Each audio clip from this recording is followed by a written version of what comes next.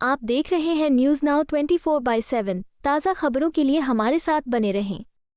उत्तर प्रदेश के deputy CM Keshav Prasad Maurya ने संविधान हत्या दिवस के अवसर पर आपातकाल की आलोचना करते हुए इसे भारतीय लोकतंत्र के इतिहास का काला अध्याय करार दिया।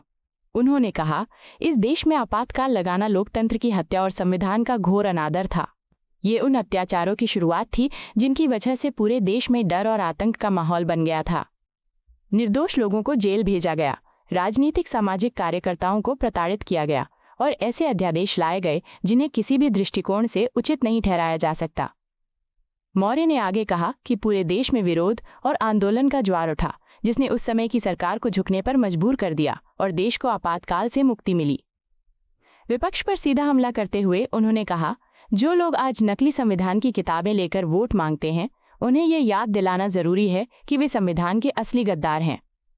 उन्होंने कहा कि आपातकाल के 50 वर्ष पूरे होने पर देश को ये याद दिलाना बेहद आवश्यक है कि कौन संविधान के साथ खड़ा रहा और कौन उसका हत्यारा बना। आप क्या कहना चाहेंगे? देखिए, इस देश में आपातकाल का लगाया जाना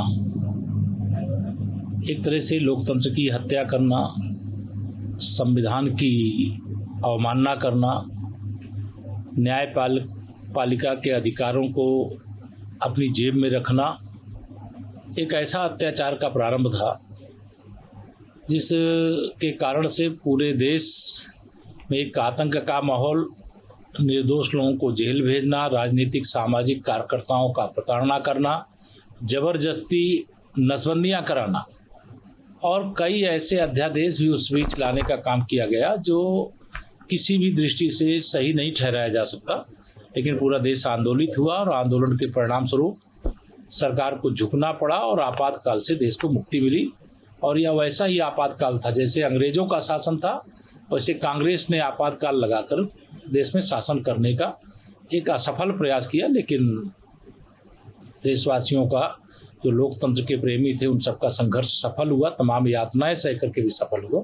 और उसी के 50 वर्ष पूरे होने पर देश को यह स्मरण कराना जरूरी है कि जो फर्जी संविधान की किताब लेकर के घूमते हैं, संविधान की किताब दिखा करके वोट मांगते हैं, वो कितने बड़े संविधान के द्रोही हैं।